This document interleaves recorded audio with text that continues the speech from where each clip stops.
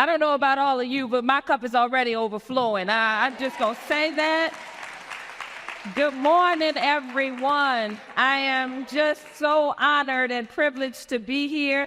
Let me begin, as I always do, by thanking God for allowing me to be here. What if I told you there were no limits and you could achieve everything you desire and deserve in this life? What would you go after? How hard would you fight for it? And would those things that you pursue benefit you and positively impact the lives of others? But most importantly, would they align with God's purpose and calling on your life? I thought about these things and I pondered them when, because of a medical tragedy, life as I knew it, it'll never be the same. And I face what seemed to be the impossible. The sheer uncertainty of my future, it nearly robbed me of my joy, my strength, and my perseverance. Seeds of doubt and fear were planted, and they almost took root. And then I remembered, as I always do, that if there is something that troubles me, and even when things are going well, but when I really need a source of inspiration and something to keep me going, I always go to God's Word. Is that where you go? And today's scripture, it resonated with me so greatly. You see, it reminded me, as I read it over and over and over, that I could not hold on to what happened to me. That the tragedy happened, but I refused to allow it to rob me of my joy. And I had to put my past failures and setbacks and disappointments in the past so that I could pursue what God has for me, the promise on my life, that He had things that I needed to do and that He would be with me. And I kept thinking about how much the words of Paul gave me guidance. It became like my GPS. He took me through all the valleys and peaks and everything that I experienced as I was trying to come back from this tragedy. And today I just want to take some time to take you on that journey as I share some insight I gleaned from overcoming tremendous adversity, from learning to embrace change, especially when change chooses you, right? And thinking about how I could continue to live life on purpose, God's purpose for my life. I want to also infuse it with a huge dose of inspiration from my story of survival, courage, and hope. 3 things I'm confident everyone in this room could use more of, right? Yes, that's why you're here, because you want to be refueled and re-energized and have a deeper connection to your faith.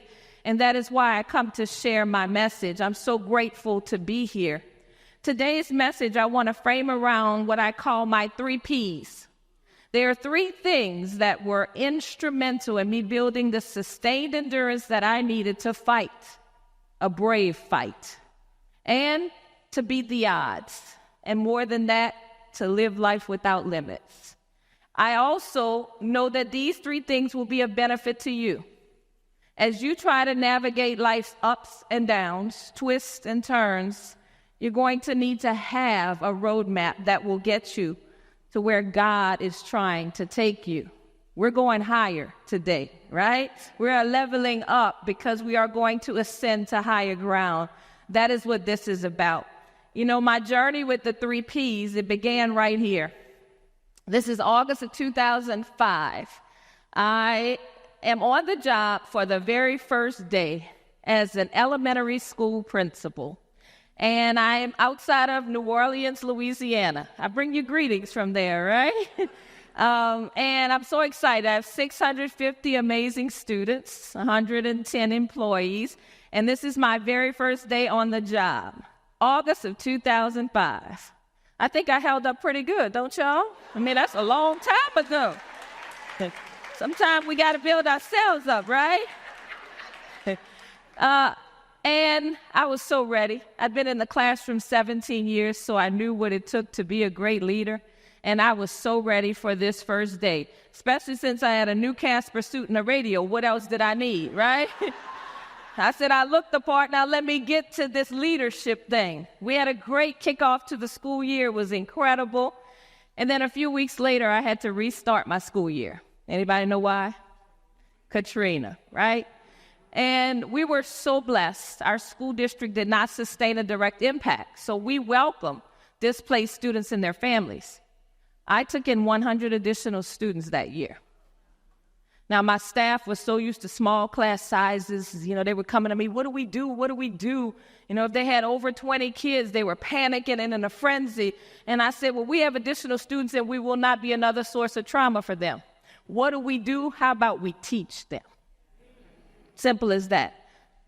They took hold of that and they ran with it. We had an amazing school year. Those students and their families, they loved being a part of our school family. And at the end of the year, we were so successful. I gathered everyone together, all of my staff, and I said, I just want to thank you. When I started this year, I thought turning 40 that year was going to be my biggest obstacle, right? Didn't know I'd be a first-year leader leading a school in unprecedented times after a major storm, but we did it together. It was a team effort. And then I had the audacity to say out loud, now whatever life has for me, bring it on. Side note, don't ever challenge life to a battle. 2 years later, life showed up and said, let me show you who is the boss, right? I was at Meet the Teacher Night welcoming my families to a new school year. They got to meet all of their teachers, and in the middle of it, I had this excruciating pain in my right side. I was doubled over.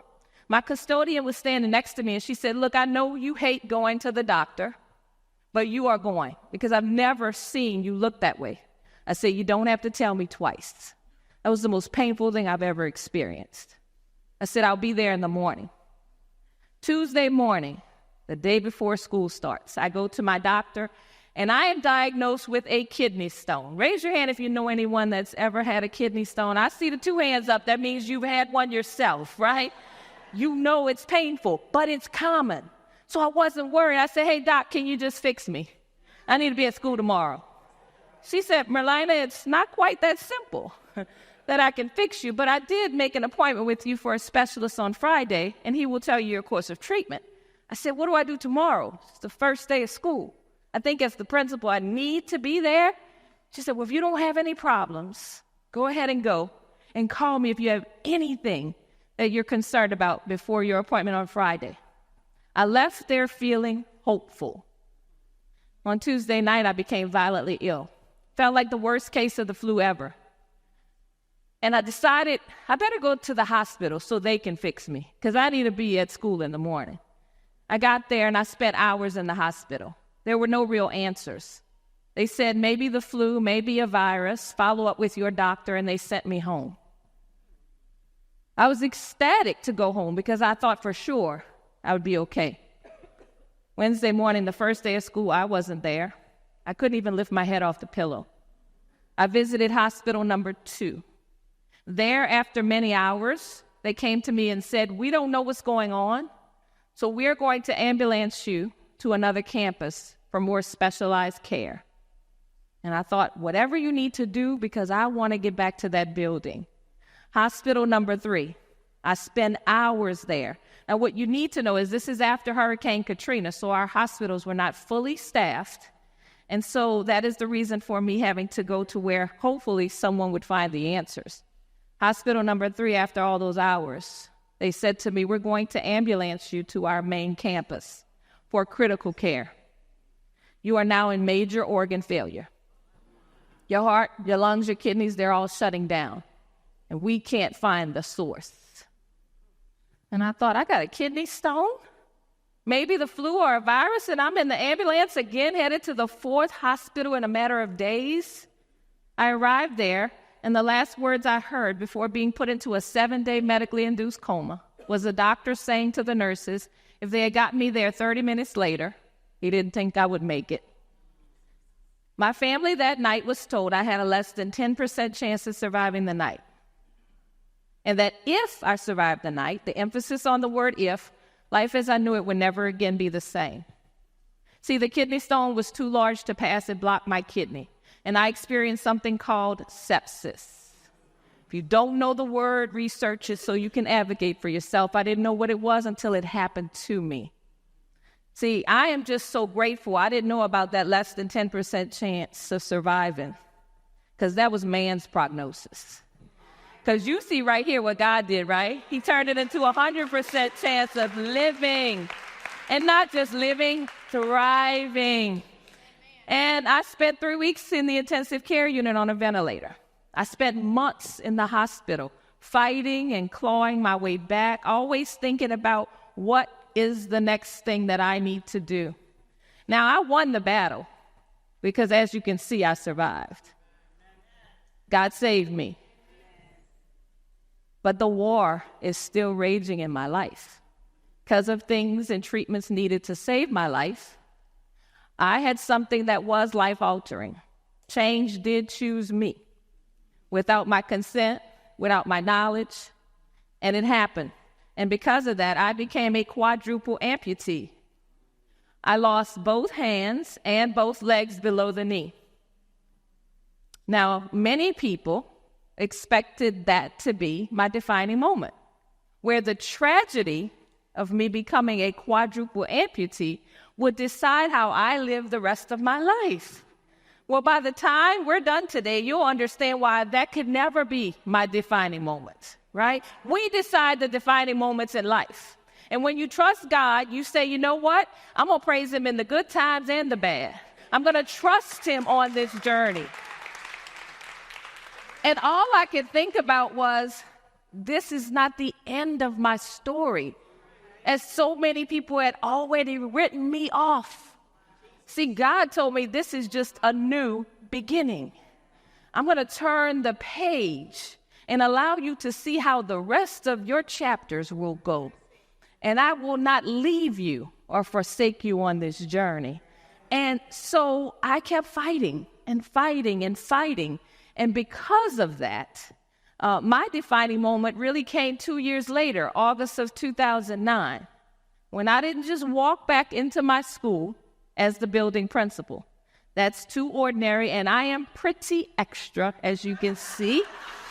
What you see is the picture. They put on music. Y'all have to know I'm from outside of New Orleans, Louisiana. We second line all the way into the building. Because it was a glorious day where God's plan was in effect and not man's plan. Now, what I'd like to do is just allow you to see a little bit of my story. And I don't want to call it my story today. I want to call it our story. Just take a glimpse inside of what that looks like.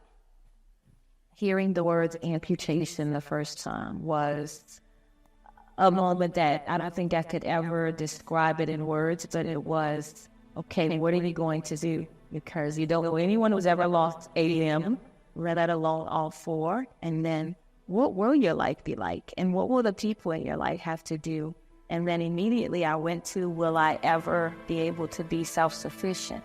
Or will I always need someone? And then who will that someone be?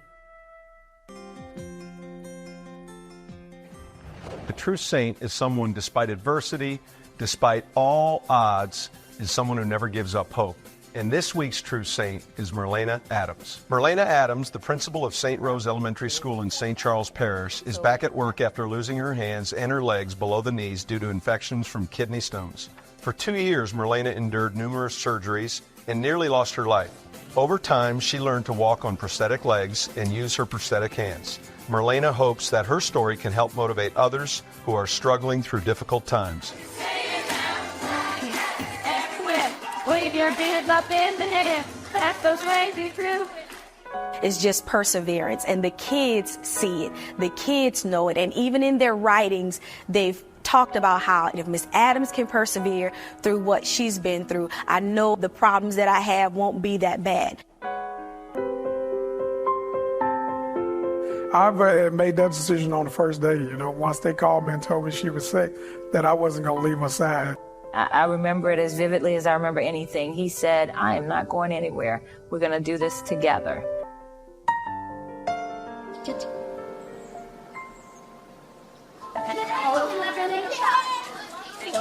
morning. I thought about my kids at school and how much I'd always preach about perseverance, never giving up, never saying I can't, and thinking, okay, you've talked the talk, but now you're going to have to walk the walk. Merlyna Adams is a true educator. She stands for all educators. She has a passion for teaching. Nothing is impossible with Miss Adams. She takes the I am out of impossible and makes it possible. It just makes us all jump on that.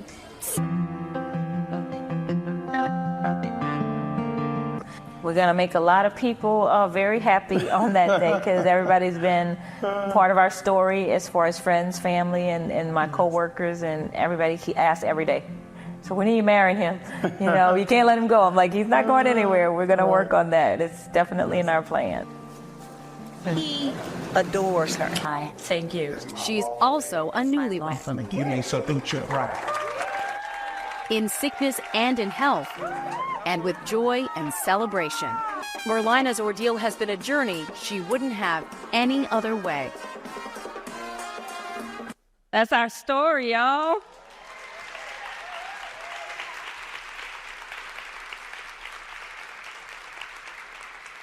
You know, y'all might be a little confused, right? You heard my name said many ways in that video, right? So you're not the only one.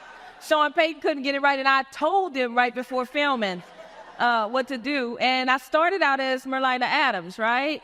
But I met a man on Valentine's Day a year before I became ill. His last name was Valentine. Nothing but God, right? And something about it was real different because on our first date, he said, we got to go pretty early because I have to be at church tomorrow morning for 8 a.m. And I said, he is the one. And I only met him a year before my illness. So as soon as they removed the ventilator tube from my throat, he could tell you, I said to him, look, you do not have to stay. This is not the life we envisioned. This is not what you signed up for. This is not going to be an easy road. And you heard him say in that video, he chose to not leave my side. He looked at me and he said, I choose to stay. He said, you know, I kept thinking, I'm the educator, but he's teaching me all these lessons I need to know to be able to make it through this. He said, one thing is I've been raised in the church, and I do not run when things get hard. That is when I lean into my faith. And he said, God has already told me this is going to be okay. And we're going to figure this out together. And I trusted God's word, especially since it came from a man that I know he placed in my life just when I needed him. And he didn't leave. And I remember is telling him that he lived an hour away from me and that if he was going to be on this journey with me and he asked me to marry him, that meant leaving his friends, his family, his career, everything he was used to. And I reminded him of this day after day. Are you sure? Because I didn't want any regrets. For him to say, wait, what did I do? You know, why did I say I would stick around, right? And one day he just, I guess, had enough. And he said, look, you keep reminding me of everything I have to give up by coming to be with you. He said, but I don't see it as giving up anything. I see I have nothing but everything to gain. He said, I'm marrying the most incredible, amazing, and phenomenal woman in the world. Y'all know what I did? I looked at him. And I said, you're right, dear.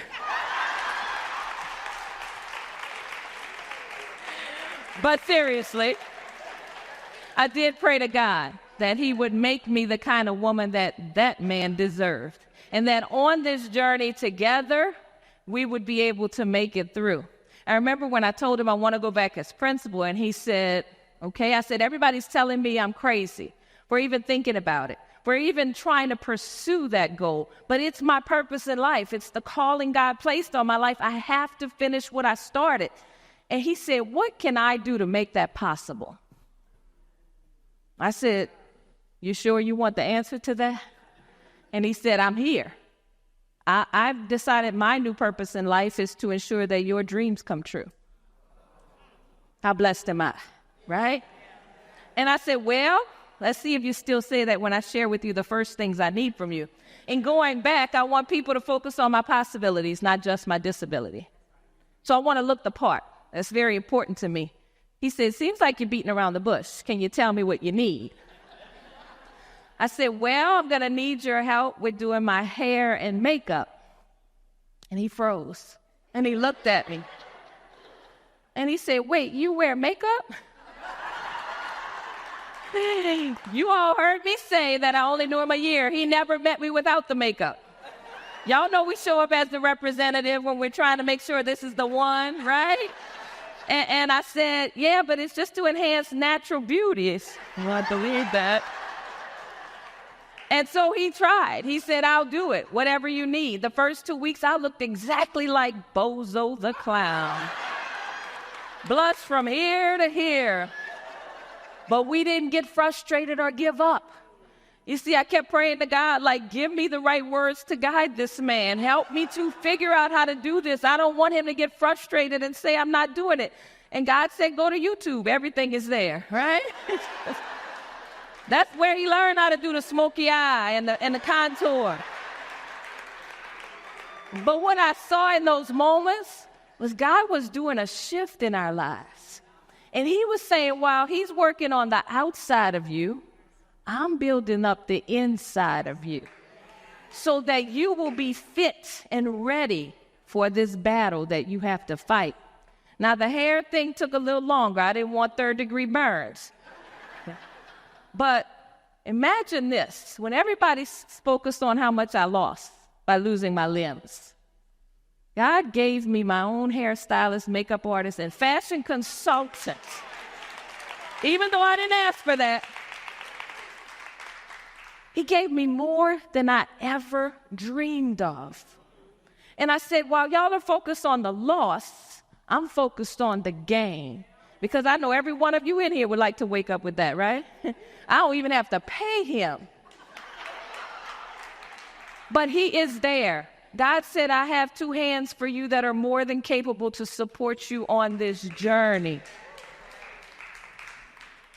We decided that from then on, my husband and I would live a life of possibilities, that we would only focus on making sure that every opportunity we had, because y'all know possibilities can be disguised as heartbreak, disappointment, challenges, obstacles, roadblocks.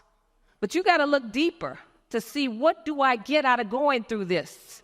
What is God trying to show me about myself as I go through these trials and tribulations? That's what we focus on, proving what's possible. And you know the most frequently used word in my presence as I was recovering? It came from people who didn't know me. When I showed up at the hospital, none of them were my medical professionals. They knew nothing about Merlyna. And the word that I heard every day, multiple times a day, was the word impossible. They weren't intending to plant seeds of doubt and fear or to have me start to wonder, could I do this? One doctor sat and looked at me and said, I'm only sharing these things with you because I want you to know worst case scenario for what the future for your life might be like. I appreciated that. I need to be prepared for what's to come. I understood why he shared it in that way. And a team of them sat around and said, your quality of life could be very different. The things you used to love to do, miss first on the dance floor, well, you may never be able to do those things again, and definitely not independently. And then the one that hurt the most was when they said, going back as principal, that is nearly impossible. And that's when the biggest smile came across my face. And I remember one doctor saying, Merlyna, are you processing what we're saying? We're telling you you're about to lose all 4 of your limbs. That you're going to be at home for months with your limbs still attached because we have to let them die off to see how much of them we can save. It's going to feel like you have concrete on your hands and feet. I was still smiling. See, God had brought a peace to me. And the doctor looked at me and he said, do we need to bring in a different kind of doctor? Like, I don't think you understand. I said, I understand everything you are saying. But let me just tell you about your word impossible. It's a matter of opinion. See, because the God I serve says that with God, all things are possible. I said, and God has already shown me that with my husband and my family and friends, everything you're saying might be a reality, but it won't be in the way you intend it to be. See, because I'm alive and God saved me. So every day that I live will be best case scenario. That doctor picked up his pad and walked right on out. He said, there's nothing left we can do to prepare you. I said, I've already been prepared by God. That I live a life of possibilities. But I had to do some real work in those moments, in that intensive care unit, when I was just there, just thinking about everything that was going to be. I had to do work to first release what happened. That it happened. But do you know bad things happen to good people all of the time? Like, why would I be exempt from trials and tribulations? Who am I?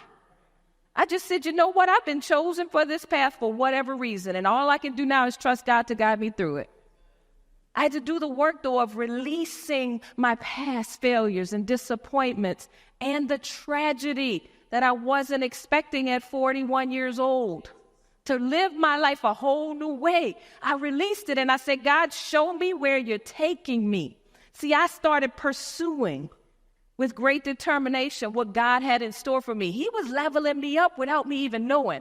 See, the one thing you got to do when you're thinking about possibilities is you got to challenge your own limiting beliefs.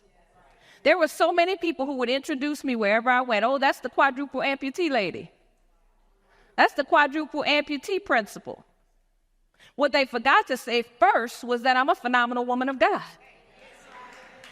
Long before the quadruple amputee became a label, I don't like labels. I like them on my shoes and purses. But most definitely not on me, because that label was telling people, expect less from her. Lower your standards. She can't physically do what you are doing. And all the while, God was saying, they have no idea what I have in store for you. And what you will reveal to them is what God can do when you trust him. See, the year after I returned, I worked hard, and I successfully completed that year. But that second year, I went into higher. I leveled up. I said, I'm so determined and committed to making this school the best that it can be. My children deserve that. I didn't ask to come here if I couldn't do the job. And that year, my district picked me as principal of the year. I was on to regional principal of the year over several school districts. And I thought just getting back into that building was all God had for me. See, sometimes we think so small. We hold our little dreams because we want to be safe and comfortable, right? And God said, I'm about to stretch you and stretch you. He said, I saved you for a reason. And I said, God, whatever you're doing, okay, principal of the year, okay, regional. And then at the end of the year, I was named one of the top 5 principals in the state of Louisiana. I don't say that to brag or to boast. I say that to say, guess what? That's all God. I didn't know. I didn't even have aspirations. I didn't even dream that big. I was then promoted 3 years later to central office. And I thought to myself, they first thought I couldn't even do the job at one school. And now I am supervising every elementary school. And I will remind people at every corner, you know, this is all God, right? This ain't me. It's not me. Like, I don't even know how I got here, but I'm grateful. I'm thankful. It's possibilities. Challenge your limiting beliefs. Every time you're asked to do something new, every time something feels uncomfortable, might even be a little scary, do it anyway. God's stretching you because he's got a plan for you to go higher and higher. Stop thinking about when you failed in the past or when things didn't go as you planned it. That wasn't God's plan. You can't tell God what to do. My grandfather used to say all the time, you want to make God laugh? Tell him you have a plan. I learned that. So challenge those limiting beliefs. Every time I'm sitting around and I'm like, Tori, I don't know if I can do that. And he said, wait, what'd you say? I said, wait, let me reframe that. I'm the best person to do this because God's going to equip me for it, right? He's already deposited inside of me the excellence and greatness that we all need to do and go above and beyond. So I have to reframe that limiting thinking because it still happens. We all have those doubts. We all have fear, right? But you better choose your faith over fear every time, or you're going to live a long, hard life, right? And the other part of that is you got to remember to stay focused on your purpose. See, the reason things were falling into place for me was because that's what God called me to do, to be an educator, to transform lives. And the reason I was back there and being successful was because I followed God's plan for me. So I want you to really think about that part. Perseverance is the next P. Now, I always tell people if they still had real dictionaries, the hard copies of them, tell my age, pull them off the shelf. You know how they used to have a picture next to the word for some of the words? I think my picture would be there. Because I have had to persevere through tremendous adversity. This is me, though. This is how I wake up in the morning. This is how I go to bed at night. My students held a Name That Limb contest when I returned, y'all. They were helping me share with the little kids who were a little unsure of what was going on, and they named my limbs. My legs are called Jack and Jill. And check out my hands. They're called Hansel and Gretel. So before all that gets put on me by my king, who's better than Humpty Dumpty's crew, right? This is me. See, I don't want to sugarcoat anything and tell you that this journey is easy. If anybody told you life was going to be easy, they weren't being truthful with you. All I know is God told me it would be worth it. So I had to keep going. But this is it. My family says, do you really share a picture of you without your limbs with total strangers? Yes, I do. I have to come up here and be my true and authentic self. If not, I don't deserve to stand before you. I'm going to be real honest. I had a first look in the mirror post-amputations. They rolled in a big full-length mirror, put it in front of me. I only needed half the mirror. And I was by myself. And I stared. And I said, this is like looking at a broken version of me. I don't recognize this lady. Like, I'm Miss Independent. I don't need anyone for anything. I could change a flat tire. I mean, come on. But here I was. Not the version I was used to. And I said, you could stay stuck here, staring at yourself, feeling sorry for yourself, living in woe is me land, hosting pity parties with pity snacks and pity punch. Y'all want to come? I said, but deep inside, that is not who you are. See, what you've done, the mistake you've made is that you're looking at that reflection with human eyes. How about you try looking at how God sees you right now? That he chose to save you from a less than 10% chance of living. There's a reason he has you here. He left you here to tell about his miracle in your life, to encourage others to keep fighting their battles. So you can't stand here feeling sorry for yourself and asking, why me? Why did this happen to me? I never once said, why me? Who was going to answer that question? Why me would tell me I'm a victim. I'm not. I'm victorious. No, why me? I said, I'm not going to sit around and do that. Because I've always told the students that I've had, thousands of them, that, they couldn't give up when things got hard. That I want to be a model to everyone that when life doesn't go as you planned it, your first response should not be, I give up and I quit. Your first response should be, Lord, I trust you. Guide me down this new path. And wherever you take me, that is where I will go. I will not question the why. I will not let it rob me of my joy or my passion or my purpose, because I know God has a plan on my life. So in persevering, I had to think about, how do you get through those tough times? Any of you have tough times? I have some people I meet and they say, this was a tough year. Go talk to my educator friends. They say, this was a tough year. I retired in 2016, so I just try to listen to them, y'all. I'm like, I feel for you. And since COVID, it has been challenging. And they said, this whole year has been a tough year. And I said, wait, stop. Let's think about it. Has every day, 180 days, 8.5 hours a day with your students been tough? Oh, well, no. Were there bright moments where exactly why you're here and that thing was revealed to you? Oh, yes. So when you say it's been a tough year, that's not actually truthful. You had some challenging moments. See, let's keep that thought in our heads that, yes, much of my life is about facing obstacles. Matter of fact, I have an obstacle every single day that I have to figure out or humble myself and say, hey, honey, I need some help. He stayed in the room because when he came yesterday with me, he said, are you going to be able to do those steps by yourself? I said, oh, God said, girl, take the steps. I got you. But he didn't leave. He stood right in the back of the room, hiding, because he wants to make sure I get down safely. See, I know my support system. I know who to turn to when I need a little support. I'm not afraid to be vulnerable and tell you I have tough moments. But every day is not a tough day. Matter of fact, I only have good days because I choose to. And whatever I face during the day, God has always been with me to say, let's go. I'm going to keep you moving. Let's keep marching on. Let's press on because we have things to do. So when you're in those situations where you need to build your resilience, think about what brings you joy. If I asked you right now, name very quickly something that brings you joy, would you be able to do it right off the top of your head?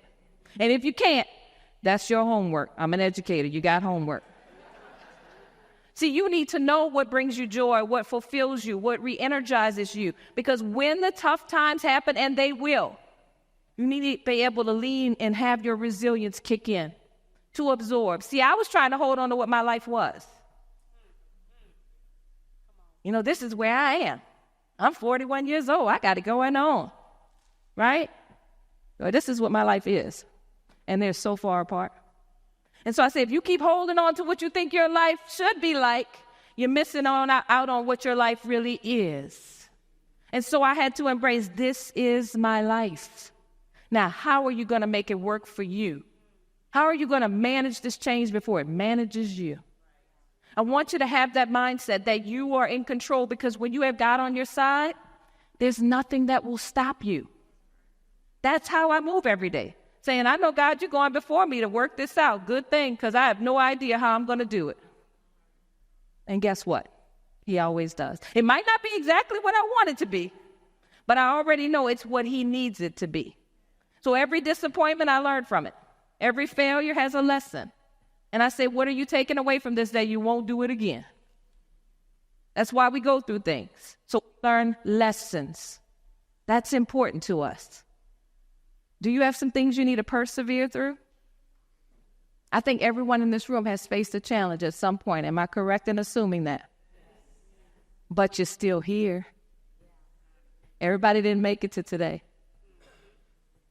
So I want you to know you have already inside of you everything that you need to make it through whatever comes your way.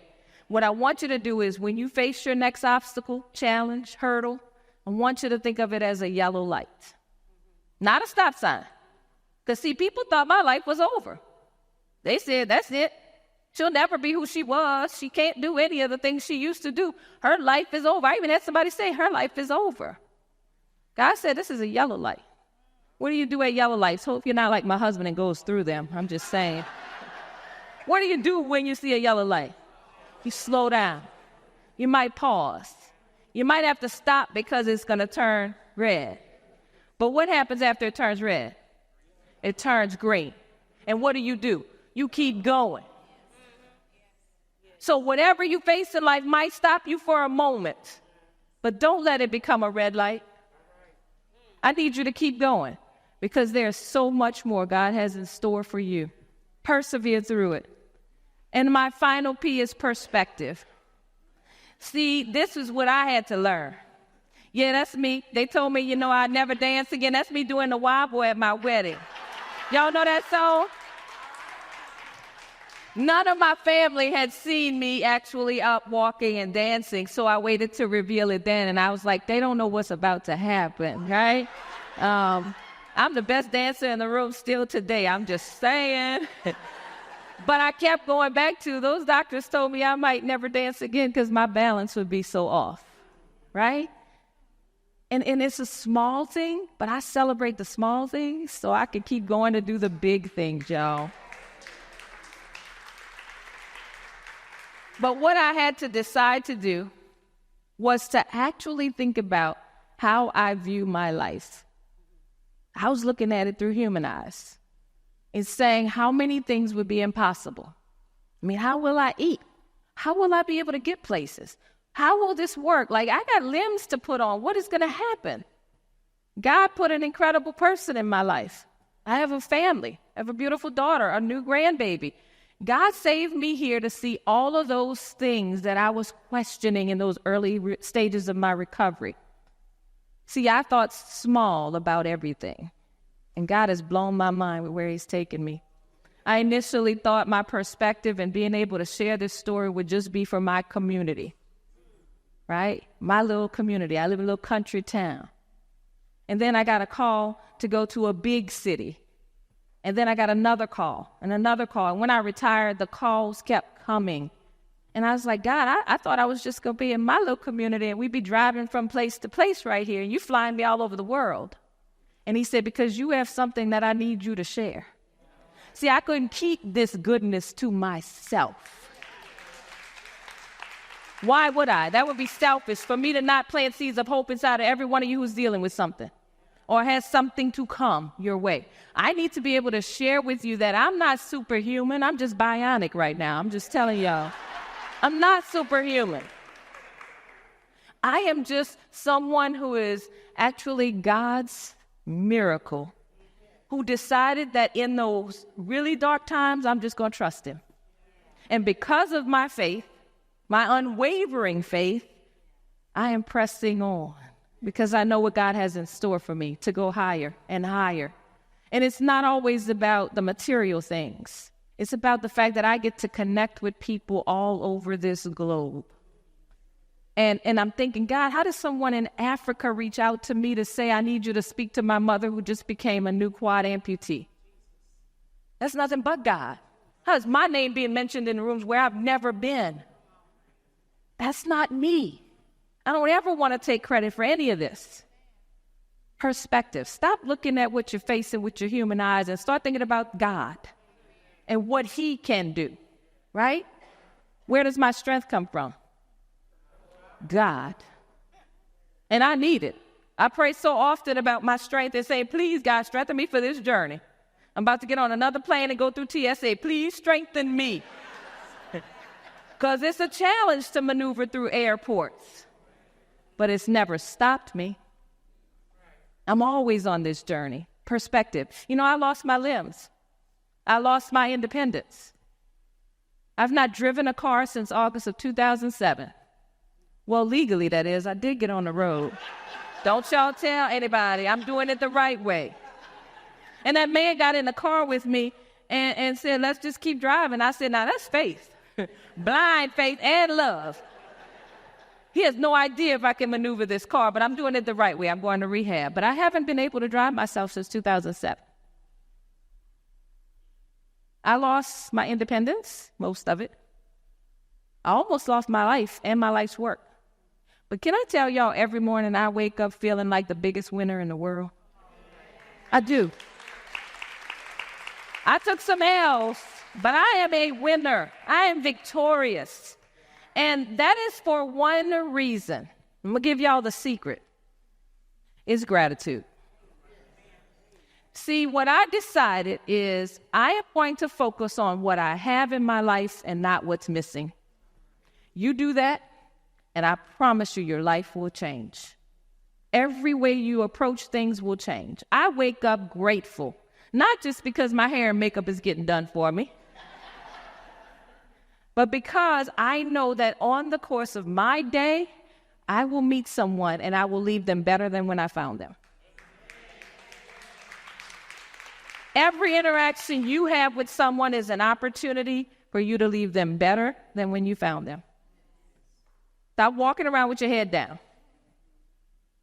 You can't look up and frown. You can only look up and smile. Stop thinking that everything is going to be a problem, looking for the problem in every situation, in every solution. Stop waiting to see what's going to go wrong when everything's going right. Y'all know people like that. I have a friend, if I call her and say, "Oh, today is Saturday," she'll say, "Oh, I hate Saturdays." "Girl, you hate Saturdays?" "Yeah, because it's getting close to the work week." And I'm like, what? We got to be grateful. See, you made it through 100% of your worst days. You're here. And I tell her that all the time. She said, "I know you're going to put me on Facebook. I'm turning 50, and I hate birthdays. Please don't put me on your Facebook for everybody to know I'm 50. Now, I didn't tell her that the night before. I already posted it. And I said, we love each other, and we can be open and honest, right? We challenge each other. We push each other. She said, "Yeah." I said, "So you're telling me you hate birthdays because you're turning 50? She said, "Yeah, I hate birthdays. It means you're getting older." I said, "Well, for someone like me who had a less than 10% chance of living, can I be honest with you? If you hate birthdays so much, stop and think about it. Try not having one." I said, everybody didn't make it to 50. I said, and so for me, I'm grateful for every day that God blesses me with. And before we hung up, she said, "Put the picture of me in that purple dress when we were at the party. Go ahead and put it up." You see, I have to challenge people sometimes because they're walking around thinking everything is so bad when everything is so good. Because God is showing us every day that we decide the kind of day that we will have when we choose to trust Him and His plan. I want you to practice gratitude. Get up every morning. Write down 3 things you're grateful for. Start your day with that, and I promise you the kind of day you will have will be different. If you wake up Monday and say, "Oh, it's Monday. I can't stand Mondays. Ooh, it's going to be a long week." Guess what kind of week you're going to have? But if you wake up saying, "God, I thank you for one more day for me to be on this earth, to do what you have placed inside of me, that purpose and calling you have on my life. I'm just grateful, God. I get to see my family one more day. I get to embrace people one more day. I get to share words of encouragement and plant seeds of hope one more day, God. Thank you, God." Tell me you're going to have a bad day if you start that way. What you look for in life is what you will find. What are you searching for?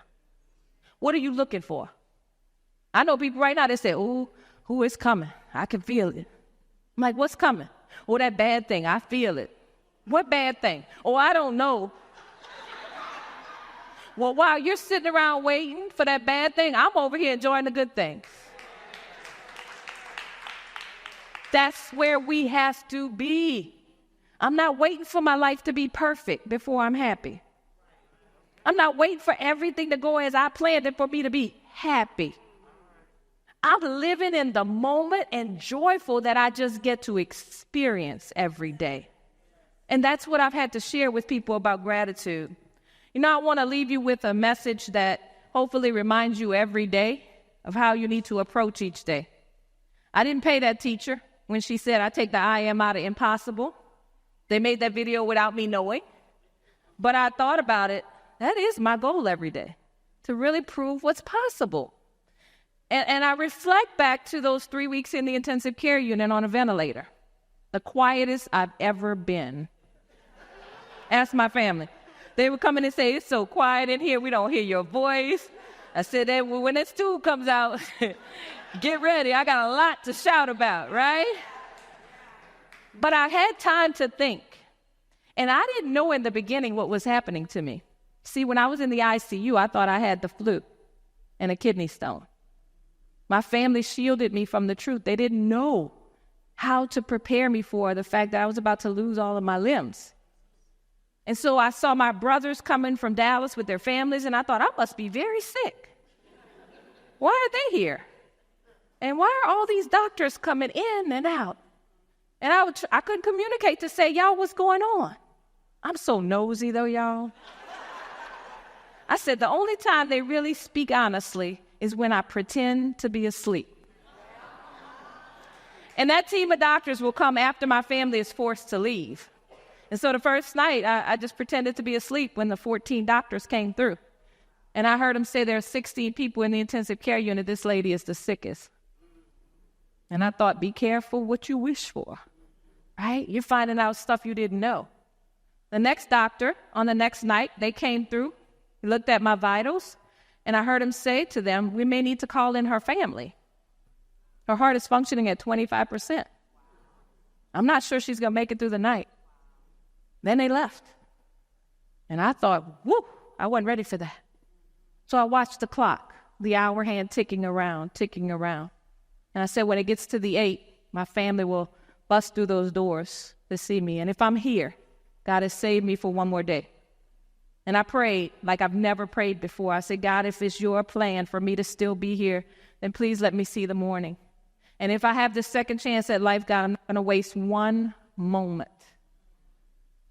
And I'm going to make sure that I live the life that pleases you so that I can one day be in your presence. I made it to 8 o'clock, as you can tell. But the second time after that, I heard it again. And a third time. I think this is it. We need to call in her family. I'm not sure she's going to make it. But God had a better plan for my life. And as I sat there thinking, God, every moment of every day we're living our dash. Linda Ellis tells us we all get a birth year. We all get an ending date. It's inevitable. But the most important piece is that line that goes in between. And I said, God, has my dash been something that makes you proud of me? Have I pleased you with what I've done? And if not, I promise you when I get out of here, that dash is going to mean something. I'm going to live a life boldly and proudly so everyone knows what I stand for, what I believe in and who I am. Do they know I love children? Do they know I love to serve? Do they have any idea how much my faith means to me? Have I lived a life that exemplifies those things? I don't know. But guess what? You're living your dash right now too. So every day you better be questioning, am I living this dash in a way that people will remember this about me? I didn't want people at the end of my life to have to get up before a crowd of my family and friends and make up stuff about me. I said, you better live a life that is an example of who you are and how much you love God and his people. And what you do in this world better matter. And so when I got out of that hospital, that became my mission, my purpose, to live boldly and proudly, to embrace all that I am. I am so much more than my tragedy. I decided to choose God's grace and mercy as my way of living instead of choosing regret. I want to go forth in life, pressing on every single day because I know what's waiting for me if I live the life that God has promised me. But I know one thing, that when this time for myself on this earth is over and God calls me home to be with him, there'll be one thing that everyone I've met, even total strangers, remember about me. That when faced with tremendous adversity, I never gave up. Never gave up. Why? Because God has given me everything that I need to make it on this journey. And the secret is, you have it too. I am here to tell you, God can do amazing things in your life. He's doing them every day. Trust him. Follow where he's taking you. Don't question things that happen. Figure out how you're going to press on despite what you go through. Like, I'm so much more than where I was because I've put those things behind me, so that I can look forward with great anticipation and eagerness to say, I know where God is taking me. I am leveling up every single day. Let us all leave here committed to not being the same as when we got here. Everyone here today is ready to pour into you. Receive it. Receive it. And leave here, even if it's 1% better than when you came here, because God has great things in store for you. And I am so honored to have been here at Fairfax Church of Christ. Thank you to the committee. Thank you to Tiffany, who has been incredible since I've been here. I love Virginia. It's my first visit. But more than that, I thank you all for just allowing me to share a message with you that I hope deposited seeds of hope inside of you. Thank you. Thank you. Thank you. Thank you. Thank you. Let me see. Let's side.